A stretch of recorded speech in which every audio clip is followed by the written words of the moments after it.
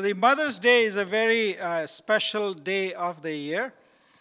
और mother's day है जो है वो एक साल भर का बहुत ही एक महत्वपूर्ण हिस्सा है In which we celebrate the motherhood, a gift from God. जिसमें हम परमेश्वर का उपहार एक माता के रूप में देखते हैं. And so today we want to talk about mothers. इसलिए आज मैं माँओं के विषय में बात करूँगा. And the message is that mother is not a diamond, rather a diamond mine.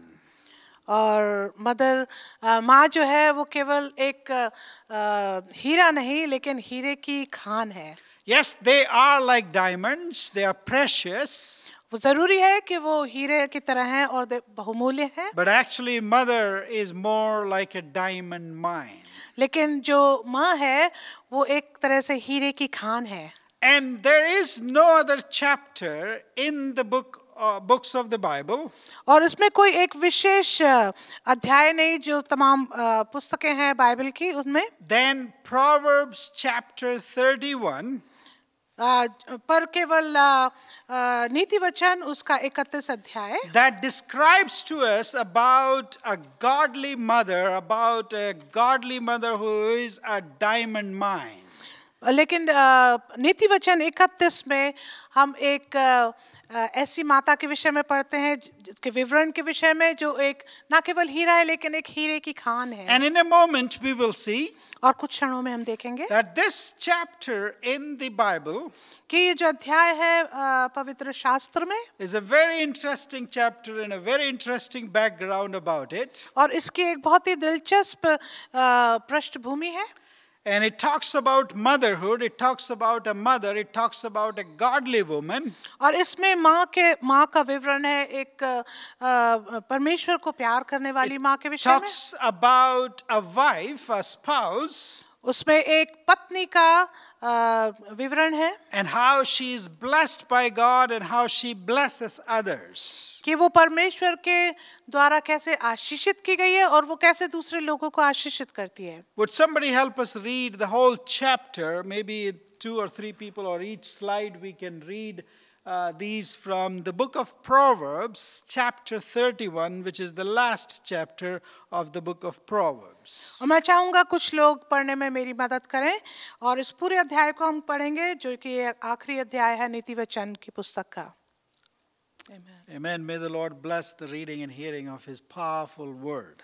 परमेश्वर अपने सामर्थी वचन के पढ़े और सुने जाने पे आशीष दे. I'm pretty sure you must have read this chapter several times before. और मैं समझता हूँ आप में से कई लोगों ने इस अध्याय को पहले पढ़ा होगा. We cherish it because of the wisdom and the understanding that it imparts to us whenever we come to this chapter. और जब भी हम इस अध्याय को पढ़ते हैं तो इससे हमको बहुत ही आनंद बहुत ही एक मार्गदर्शन मिलता है और हम इसको बहुत पसंद करते हैं. But have you ever pondered who could have penned these words? पर क्या कभी आपने सोचा कि किसने इन शब्दों को लिखा? Who was she or he writing to? और ये कौन था जिसने इसको लिखा और किसको लिखा? Where do these words of profound wisdom emanate, come from? और इसका जो असीम जो इसमें ज्ञान है बुद्धि है कहाँ से आती है? It is my understanding और मेरी समझ के अनुसार that this comes from a lady. कि ये जो है ये एक स्त्री की तरफ से आता है. And she was not an Israelite probably. और शायद ये एक इस्राएली स्त्री नहीं थी. We don't know her full identity. हमें उसकी पूरी पहचान नहीं मालूम. But I surmise that this comes from a lady because of the wisdom, the profound understanding of what a woman is, what a wife is, what a mother should be, is recorded for us in chapter 31, and it is blessed by God to be part of the scriptures, and it is not a Jewish woman, it is not an Israelite. और मैं जो समझता हूँ कि ये जो बहुत ही बुद्धि से, ज्ञान से, समझ से भरा हुआ जो ये अध्याय है, ये एक माता के लिए, एक स्त्री के लिए, एक बहन के लिए बहुत ही महत्वपूर्ण है। ये परमेश्वर ने आशीषित किया है और हम इसके द्वारा आशीषित हैं कि ये पवित्र शास्त्र में जोड़ा गया। See, whenever we read the scriptures, और जब भी हम पवित्र शास्त्र को पढ़ते हैं, we must try to locate it in its context, who it is written about, to whom it is written about, who is writing, and what are they talking about. तो जब भी हम पवित्र शास्त्र को पढ़ते हैं तो हमें उसको उसके संदर्भ में पढ़ना चाहिए कि ये किसको लिखा गया और किसके विषय में है और किसने लिखा। So chapter 31 and verse 1 gives us a lot of clues about it. और 31 अध्याय की पहली आयत हमें कई बातों के विषय में बताती है। This is an oracle. और ये जो है ये एक प्रभावशाली वचन है। It is a statement, it is a teaching full of wisdom and philosophy. और ये जो वाक्य है ये एक बहुत ही गंभीर शब्द है। And full of theology, talks about a person, talks about a woman, talks about a mother. और ये एक माँ के विषय में, एक स्त्री के विषय में हमको बताती है। And this oracle और ये जो प्रभावशाली वचन है is received directly from God. ये परमेश्वर से सीधा पहुंचाए गए। But then it says, पर लेकिन बाद में इसमें कहा जाता है the words of King Lemuel. और इसमें कहा गया है लेमुएल राजा के प्रभावशाली वचन। Now who is this Lemuel? और ये लेमुएल कौन है? And he is king. और ये एक राजा है। Was there ever a person called Lemuel who was a king in Israel? क्या वास्तव में कोई ऐसा व्यक्ति था जिसका नाम लेमुएल था और वो इस्राएल में कभी राजा हुआ? I don't think so. मैं नहीं सोचता। In the book of First Kings and Second Kings and First Chronicles and Second Chronicles, पहले और दूसरे इतिहास में और पहले और दूसरे सामुएल में the Hebrews kept a very meticulous record of all their kings. तो हिब्रू लोगों ने, जो इस्राएली लोग थे, उन लोगों ने बहुत ही अच्छा एक इतिहास का एक निचोड़ And रखा all their judges. और तभी सभी न्यायियों के But विषय में। I don't find Lemuel in any of those books. लेकिन इन किसी भी पुस्तक में मैं लेमुएल शब्द, लेमुएल नाम नहीं देखता। So who was this? तो ये लेमुएल राजा कौन था? Perhaps he was a foreign king. हो सकता है कोई विदेशी राजा हो। And perhaps he could be somebody else within Israel and a king in Israel who we do not know much about. या हो सकता है शायद वो कोई राजा हुआ जिसके विषय में हमको नहीं मालूम। But it's almost impossible to be a king in Israel and not to be recorded in the antiquities, in the books of histories of Israel. लेकिन ये बिल्कुल असंभव सा है कि कोई इस्राएल में राजा हुआ हो और उसके विषय में हम ना पढ़े हों। So the rabbis of the Hebrews, the Jewish religion, they tried to resolve this puzzle for us. और इसलिए जो यहूदियों के बीच में जो रबी हैं, उन्होंने इस पजल को हमारे लिए कुछ आसान किया By है stating that Lemuel was actually a name for King King Solomon. और वो कहते हैं कि जो लेमुएल है वो सोलोमन के लिए नाम दिया गया था। And this teaching comes from his mother. और ये जो शिक्षा है ये उनकी माँ की तरफ से आती है। Guess who? कौन है? Bathsheba. बेतशेबा। Exactly. This profound wisdom comes from a lady that we try to despise in the church because she seems to, some people claim, she enticed David and she led him to sin. No, that is all nonsense. और ये जो है ये एक माँ बेतशेबा के विषय में है जिसको लोग बुरा भला कहते हैं, क्योंकि कहा जाता है कि ऐसा सोचा जाता है कि ये स्त्री है जिसने दाऊद राजा को भटकाया था। Remember Bathsheba? आपको याद है बेतशेबा? Whose wife was she? वो किसकी पत्नी थी? Huh? And where was Uriah from? ये उरिया का, और वो किस There's a title, there is a tribe that goes with his name. The Hittite. ये हित्ताइत, हित्ती लोगों के वंश से था। He was not a Jew. यहूदी नहीं था। He was a commander in the army of David. वो दाऊद राजा की जो सेना थी उसका कमांडर था। But he was not an Israelite. लेकिन वो इस्राएली नहीं था। And the Bible clearly states that he was a Hittite. और पवित्र शास्त्र हमें स्पष्ट बताते हैं कि वो हित्ती थे। So I assume his wife was also a Hittite. तो मैं इसको सोचता हूँ कि उसकी पत्नी भी हित्ती थी। And Bathsheba was the queen mother who became the queen mother because King Solomon was born through Queen Bathsheba. और इसलिए जो रानी बत्शेबा है उसको हम रानी माँ करके जानते हैं क्योंकि उसके द्वारा राजा सुलेमान इस दुनिया में आए। Another point that I believe that this is by Solomon, written by Solomon, penned by Solomon, but taught by Queen Bathsheba. लेकिन और जो इसमें मैं जोड़ना चाहता हूँ कि ये जो नीति वचन है सुलेमान के द्वारा लिखे गए, लेकिन उनको शिक्षा मिली अपनी माता से जो रानी बत्शेबा है। Simply because this book is written by, the whole book of Proverbs is written by King Solomon. और बात ये स्पष्ट है कि जो पूरी पुस्तक है नीति वचन की ये लिखी गई राजा सुलेमान के द्वारा। This is how it begins in chapter 1 and verse 1.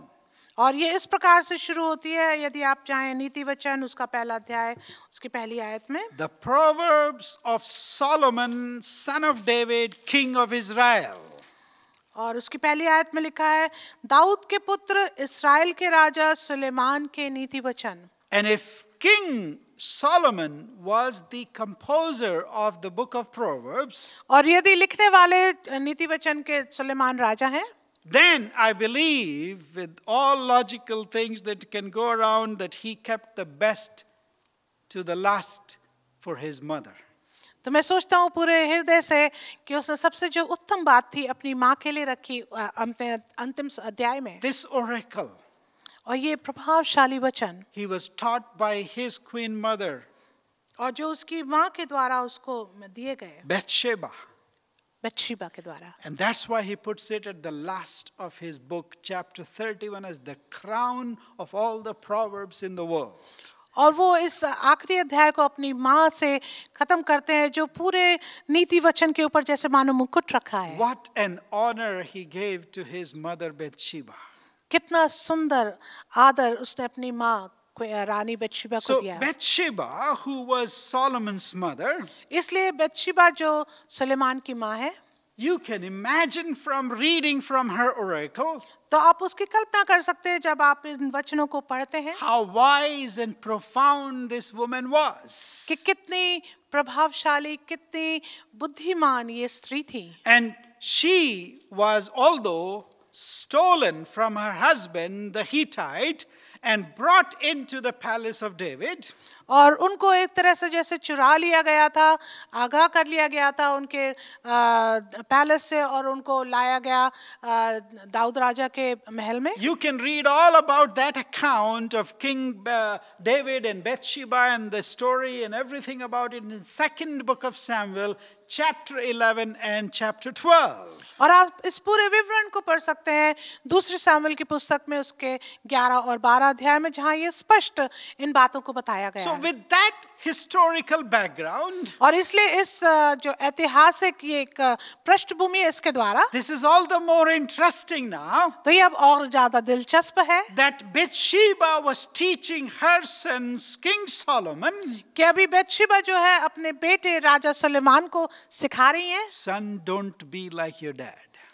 बेटे तुम अपने पिता की तरह मत होना। What's that exactly means? इसका सही अर्थ क्या है? In verse 3, chapter 31 of Proverbs, verse 3, नीति वचन 31 अध्याय उसकी तीसरी आयत में do not give your strength to women, your ways to those who destroy kings. अपना बल स्त्रियों को ना देना, ना अपना जीवन उनके वश में कर देना जो राजाओं का पौरुष खा जाती है। She tells her son Solomon वो अपने बेटे सुलेमान से कहती that हैं don't waste away your life with a bunch of loose women as in the case of David your father.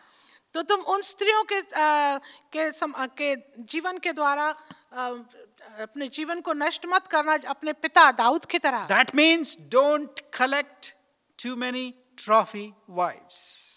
इसलिए तुम अपने लिए बहुत सारी ट्रॉफी मत जमा करना, Because such relationships will end up in your ruin as it happened in the case of King David.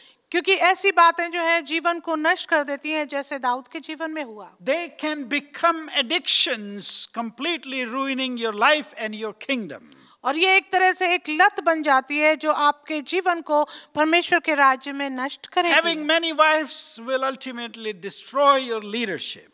और बहुत सी पत्नियां होना आपकी अगुवाई करने को आपके सब खत्म कर सकती है। But instead, परंतु उसके बदले this mother, ये जो माँ है Bathsheba, बेतशेबा जो है, tells her son, वो अपने बेटे से कहती हैं what kind of a king you ought to be in तुम्हें- your kingdom. कि तुम्हें अपने राज्य में, अपने साम्राज्य में किस प्रकार का राजा होने की जरूरत है। And that is revealed to us और ये हमारे सामने स्पष्ट किया गया in chapter 31 and verses 8 to 9, very specifically, very clearly. नीति वचन 31 उसकी 8 और 9 आयत में। She's saying, look, as a king, Lemuel, maybe she used to call him Lemuel, and later on he became King Solomon.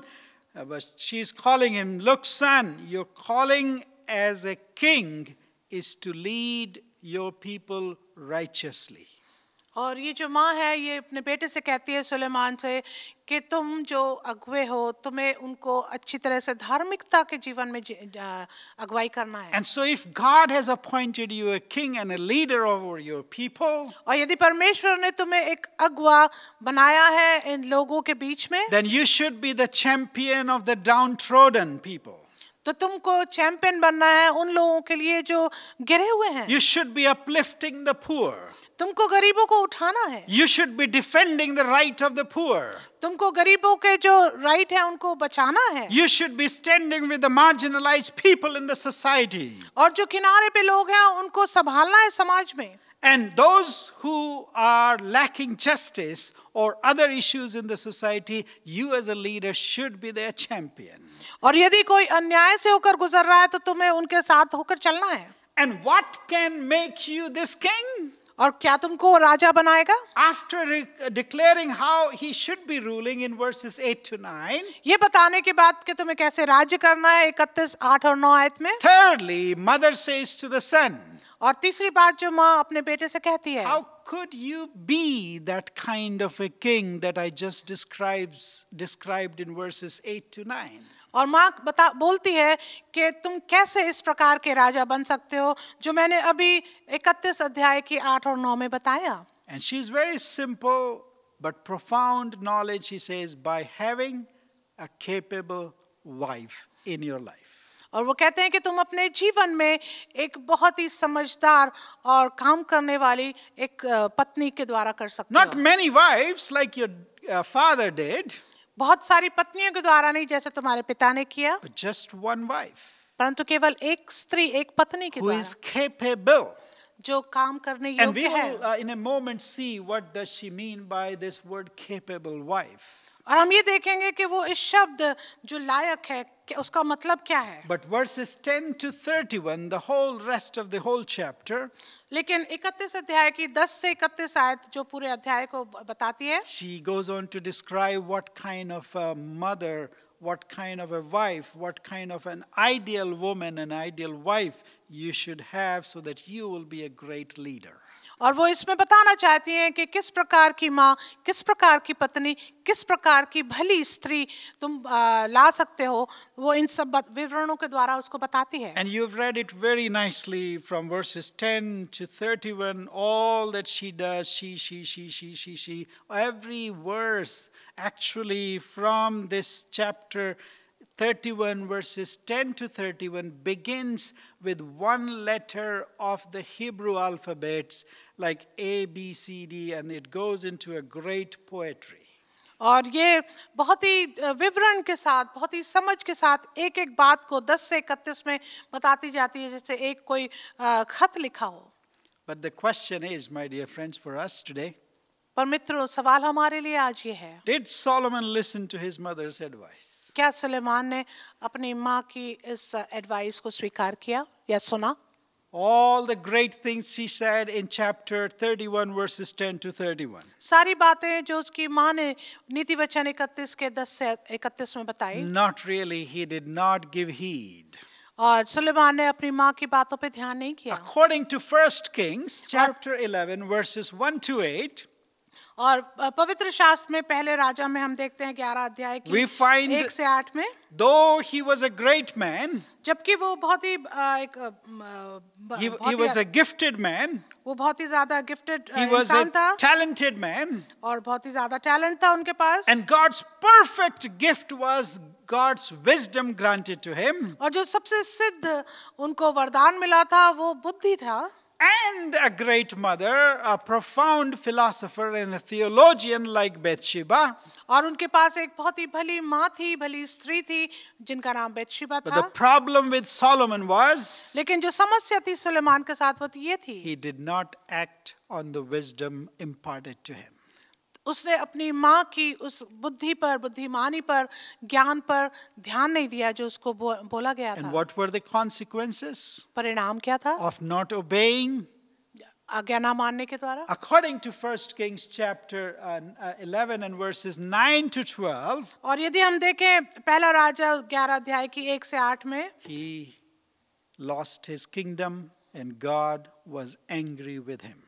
उसने अपने राज्य को खो दिया और परमेश्वर उनसे नाराज हुए। Solomon did not pay regard to his mom's advice. Suleman ने अपनी माँ की जो भी एडवाइस थी उसको ध्यान नहीं दिया, ना उसके पीछे चले। She talked to him about one capable woman as your wife. उन्होंने एक लायक स्त्री के विषय में बोला था जो उसकी पत्नी हो सकती है। Instead, Solomon got how many? बल्कि सुलेमान के पास कितनी पत्नियां हो गई? I think it was 700. Yeah. 1,000. Literally. 1,000 of them. And he tried to please everybody and now have good luck with that.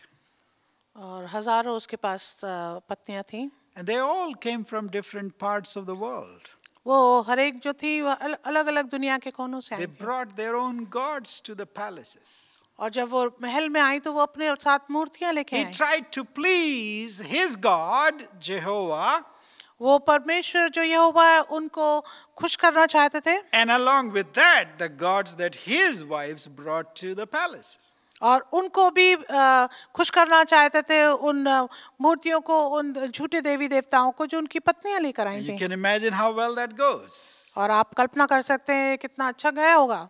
He lost his kingdom, उन्होंने अपने राज्य को खो दिया, even though he was the wisest man on this earth. जबकि वो सबसे बुद्धिमान व्यक्ति इस पृथ्वी पर थे। See, wisdom is nothing without obedience to God. आमीन। और बुद्धिमानी जो है वो कुछ भी नहीं यदि परमेश्वर की आज्ञा को ना माना जाए। Good advice is to be followed. अच्छी एडवाइस जो है उसको मानना जरूरी है। What his mother taught him, Solomon should have obeyed. जो उनकी माँ ने सिखाया था सुलेमान को आज्ञा माननी चाहिए Before थी। he made a mess of his life and his palaces and his kingdom. इससे पहले कि उसके राज्य का, उसके महल का सत्यानाश He होता, should have followed his mom's advice and married one capable woman. उसको अपनी माँ की एडवाइस को मानना चाहिए था और केवल एक लायक स्त्री के साथ उसको अपना जीवन बिताना था। That she describes in chapter 31, and later on he probably realized, so he kept that chapter in the book of Proverbs, last chapter. That's why you and I are able to read it today, and it became part of the Word of God. जिसका विवरण वो 31 नीति वचन में हमको दिया गया है और इसलिए उसको आखिरी अध्याय रखा गया है ताकि मैं और आप आज इसको पढ़ सकते हैं परमेश्वर के वचन में। ये आशीषित है। Knowing the right thing to do is not the same as doing the right thing. तो मेरे मित्रों, केवल सही बात को जानना इस बात के बराबर नहीं है कि सही बात को करना। That's where many of us fail. That's where many of the leaders fail. और यही है जो जहाँ पर हम लोग हार जाते हैं और जो अगुवे हैं वो भी हार जाते We हैं। may know what is the right thing to do, हमको मालूम तो है कि सही बात क्या but है, if we don't do the right thing like Solomon did not, then we will also face the consequences that he did. लेकिन यदि हम उस बात को केवल जानेंगे और करेंगे नहीं तो हम भी इन परिणामों का सामना कर सकते हैं जो सुलेमान ने किया। So fourthly and lastly, और इसलिए चौथी और आखिरी बात, what is that good advice तो ये अच्छी एडवाइस क्या है that is meant to be followed by Bathsheba? जिसका हमको अनुसरण करना जरूरी है, जो बेतशेबा ने दिया नीति वचन 31 में। In chapter 31, verses 10 to 31, और नीति वचन 31 अध्याय की 10 से 31 आयत में this is how she begins.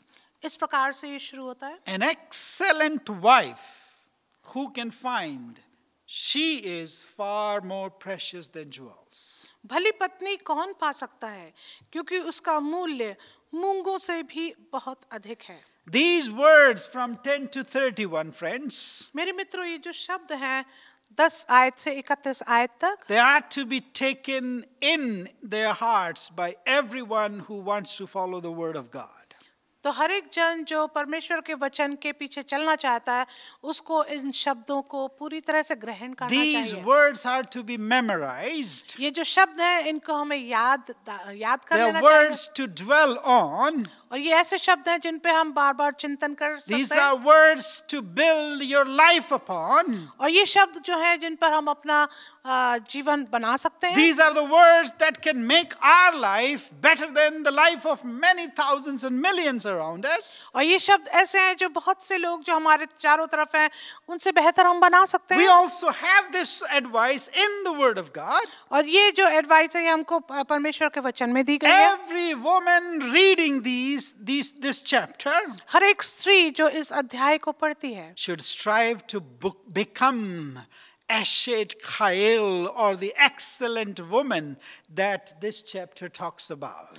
तो हर एक स्त्री को एशत कायल बन जाना चाहिए, जिसका अर्थ है भली स्त्री। And every man should encourage, और हर एक पुरुष को उत्साहित करना चाहिए, if he finds a woman who is like the Eshet Chayil or the excellent woman who he can find as a wife. कि ये कैसे इस भली स्त्री को पा सकता है। Any guy who is looking for a wife, ऐसा कोई भी शख्स जो एक पत्नी को ढूंढ रहा है, here is your checklist ये आपकी चेकलिस्ट है। in chapter 31. नीति वचन 31 It में is directly God's prescription for you if you are looking for a godly woman as your wife. ये परमेश्वर का पूरी तरह से हमारे लिए प्रिस्क्रिप्शन है, यदि कोई शख्स एक भली स्त्री को पाना And चाहता if you है। are looking for one, और यदि आप एक को ढूंढ रहे and हैं, if you followed this advice, और यदि आप इस बात का अनुसरण she करेंगे, will nourish your life and you will find joy and fulfillment in your life. तो आपका जीवन वो खुशी से और भरपूरी से भर देगी। That's why she begins in verse 10. इसीलिए वो 10वीं आयत से इस बात को शुरू करती है, Who is that lucky guy भली पत्नी कौन पा सकता है who can find Eshet Chayil, an excellent woman, an excellent wife? कौन ऐसा शख्स है जो ये भली पत्नी को या एशत कायल को पा सकता है। And then she goes about explaining to us what does this Eshet Chayil or excellent woman or capable woman means. और फिर वो इस बात को आगे बताना चाहती कि एशत कायल या भली स्त्री या लायक स्त्री कौन है।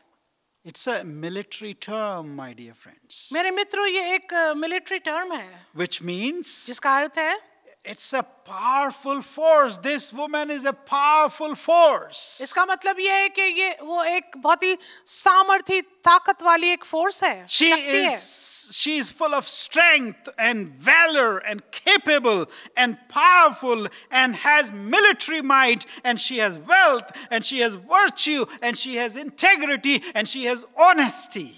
और ये जो स्त्री है, भली स्त्री है, इसमें ये सब बातें पाई जाती हैं, ताकत और बहुत ज्यादा लायक है वो, उसमें शक्ति है। She is not just a beauty with a size 0. और वो ऐसी ब्यूटी नहीं है जिसका साइज 0 हो। You know, this world tells us about the definition of what a beauty, an ideal woman is. और ये जो सांसारिक तौर से यदि हम देखें तो वो हमको हर एक बात ऐसी बताना चाहते हैं कि एक भली स्त्री जो आइडियल स्त्री है वो कैसी हो These सकती है। movies of Hollywood and Bollywood and these social media influencers try to teach us the definition of an ideal woman and a lady or a girl. और जो सोशल मीडिया है वो हमें दुनियावी तौर से बताते हैं कि एक स्त्री, एक सुंदर महिला, स्त्री, बेटी कैसी होनी But चाहिए। in this word, लेकिन इस शब्द में Bathsheba tells us an ideal woman is more powerful like a military might. She has the wealth, she has the virtues, she has the honesty, she has the power, she has the strength. She is the picture of all the might that you can imagine. Hallelujah. और इस आयत में, इस पूरे अध्याय में जो स्त्री है उसका जो विवरण दिया गया वो ऐसी स्त्री जिसमें ताकत, बल, जिसमें सारा धन संपन्नता है, जिसमें अच्छे अच्छे गुण है, जिसमें सब कुछ भली बातें पाई जाती हैं।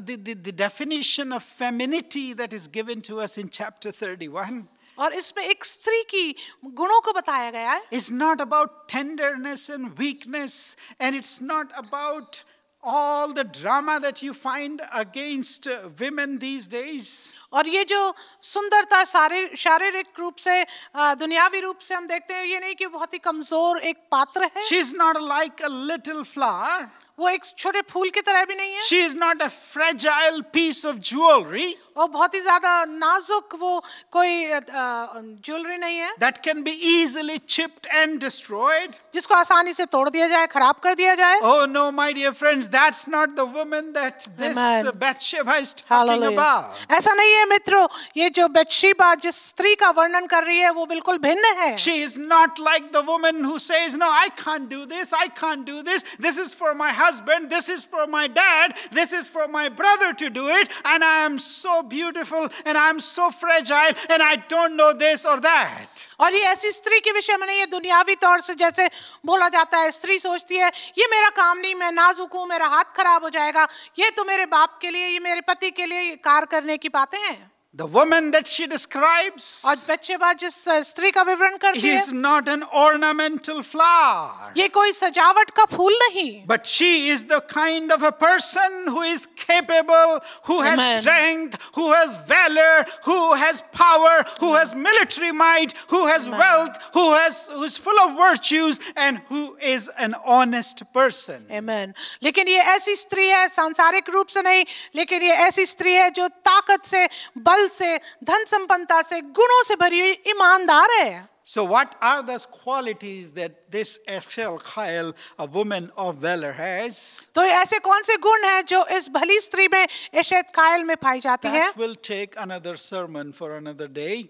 ये इसका एक अलग एक संदेश होगा। But I want to quickly go through these because these are very important. लेकिन बहुत जल्दी मैं कुछ बातों को बताना चाहता हूँ, ये बहुत ही जरूरी है। She is far more precious than jewels. और वचन के अनुसार वो बहुत ही मूंगों से भी मूंगों से भी बढ़कर है। These jewels, they have a set value in the market, like 24 diamond carat can be only 24 diamond carat. It cannot value 100 carat diamond.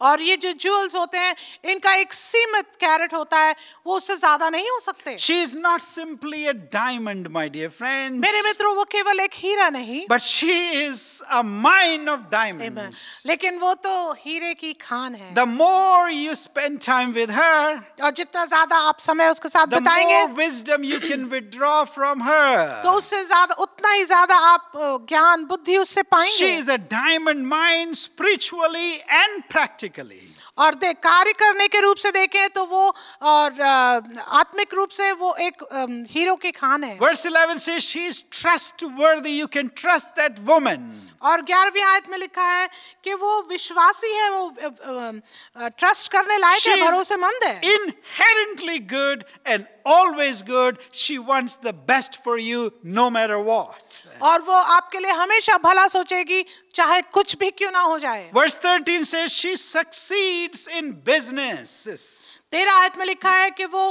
काम करने में बढ़ाई करती है। Don't listen to this church or a Christian preacher or any world leader who tells you that this woman cannot do this, this or that. तो जो अलग-अलग कलीसियाओं में और दुनिया में अलग-अलग अगुवे लोग प्रचार करते हैं कि स्त्री ऐसा नहीं कर सकती। Thousands of years ago, the Word of God says that she could do business and excel in it. और हजारों साल पहले वचन हमें बताता है कि स्त्री जो है वो कार्य कर सकती है और उसमें बहुत एक्सेल कर सकती है। Verse 15 that she can be a CEO, an executive officer. She was a great manager. और 15 आयत में लिखा है कि वो उत्तम उत्तम से उत्तम पद पर अपने आप को सफल कर सकती If है। somebody tells you a woman cannot be a great real estate leader or an agriculturalist, और यदि आपसे कोई कहता है कि स्त्री जो है किसी बड़े ओहदे पर नहीं कार्य कर सकती, read them verse 15 and 16. तो उनके लिए आप नीति वचन 31, 15, 16 पढ़ सकते And हैं। not only does she take care of her business and other things, न केवल वो अपने कार्यों पर और दूसरी बातों का ध्यान करती है, she takes care of her body by exercise according to verse 17. और 17 आयत के अनुसार वो अपने शरीर का एक्सरसाइज के द्वारा भी ध्यान रखती है। She is a holistic person. She takes care of herself. और वो पूर्ण तरह से अपने आप को सही रखती है। Verse 18 says, 18 आयत में लिखा she है, believes in quality, not mediocrity. और वो उत्तम बात पर विश्वास करती है, ना कि केवल चलने वाला काम। She does excellently. उत्तम तरीके से कार्य करती She है produces things excellently. और अच्छी तरह से कार्य को प्रदान करती है, Doesn't believe in mediocrity or the low quality of things. और केवल चलता फिरता काम से या किसी प्रकार से नीचे ओहदे वाले काम को नहीं Verse करती। 20 says that she is very generous and giving, kind to the poor. Hallelujah. Hallelujah. 20वें आयत में लिखा, वो दीन के लिए मुट्ठी खोल के देती है, दरिद्र को संभालने के लिए हाथ बढ़ाती She है। is not just a philanthropist giving out to everybody, वो ऐसी नहीं है कि यूं ही दान बांटती रहे, but she, according to verse 21 and 22, also takes care of her family and provides for them. लेकिन वो अपने परिवार की भी ध्यान रखती है और उनकी जरूरतों को पूरा करती है। 21 और 22 आयत में Not लिखे थे। only that, ना केवल ये, she provides for the family in such a manner वो अपने परिवार के लिए इस प्रकार से कार्य करती है that she is behind even her husband's reputation in the city. कि वो अपने पति के रेपुटेशन का भी कदर करती है जो वो समाज में है। It is because of her उसी के कारण and how she deals with him और वो कैसे उनके साथ बर्ताव करती that है। husband can be whatever he wants to be in the city. Hallelujah. तो जो पति है वो कुछ भी कर सकता है यदि जो वो करना चाहता है। Verse 22 says, 22 आयत में verse लिखा है, 24 says, 24 आयत कहती है she produces fine products. कि वो बहुत ही फाइन वस्त्र बनाकर बेचती है। Perhaps her husband is a salesperson or has a business. हो सकता है उसका जो पति है वो व्यापार करता हो। She produces those products for his businesses. Hallelujah. Hallelujah. वो अपने पति के व्यापार के लिए वो सन के वस्त्र Verse बनाकर 25 बेचती है। says, 25 आयत में लिखा है, she is so confident about herself and how she manages her affairs और वो कैसे कार्य करती है अपने लिए that she laughs at the future. कि वो अपने आने वाले काल पर हंसती है। She is prepared for it to come what may because she knows she is a manager, she has invested money, she has bought real estates, so she is not worried about the future. Hallelujah. और वो confident है इस बात के लिए कि जो कुछ भी उसके भविष्य में आएगा वो उसके लिए तैयार है, क्योंकि वो सब बात का पूरी तरह से ख्याल रखती And है। verse 26 says that she is still a great teacher and knowledgeable and wise teacher. और 26 आयत में लिखा है वो बहुत ही अच्छी एक शिक्षक है और बुद्धि की बातें बोलती है। Verse 27 says that she is a successful manager and is never sitting idle.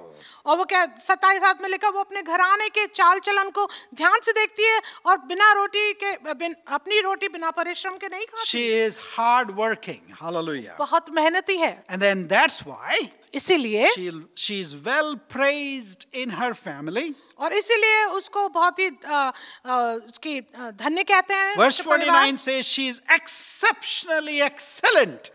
और 29 आयत में लिखा है कि वो सब में श्रेष्ठ है As she fears the Lord. क्योंकि वो परमेश्वर से भय रखती है। And lastly, she deserves praise both in private at home and in public life. और इसलिए आखिरी आयत में लिखा है, इसलिए उसको परिवार में और परिवार के बाहर उसको उसकी प्रशंसा की जाती So है। the final message of the book of Solomon, book of Proverbs, इसलिए जो अंतिम जो शिक्षा है इस अध्याय की नीति वचन 31 की, is that we should have a prayer that God would bless us, Amen. that we will have a woman like that as our mother, as our wives. और इसलिए हमारी ऐसी प्रार्थना होनी चाहिए इस शिक्षा से कि परमेश्वर हमें ऐसी पत्नी, ऐसी माँ दे। So happy Mother's Day to every woman who is present here today. और इसलिए हर एक स्त्री को यहाँ पर मदर्स डे मुबारक हो जाए। यहाँ We मौजूद हैं, salute you for what you do. आप जो भी करते हैं हम उसके प्रति आप आभारी हैं। We honor your accomplishments. और हम आपके जो आप काम करते हैं हम उसको आदर करते हैं। And we pray for God's blessings on you और हम परमेश्वर की आशीष को आप पर मांगते हैं, as you lead our families and our lives. जैसे आप हमारे जीवनों को और हमारे परिवारों को चलाते You हैं। are a huge blessing from God to each one of us. और आप जो हैं परमेश्वर की ओर से हम में से हर एक के लिए एक बहुत बड़ी आशीष हैं। Happy Mother's Day. Mother's Day मुबारक हो। God bless you all. परमेश्वर आप सबको आशीष दे। Let's pray. आइए प्रार्थना करें। Gracious Father,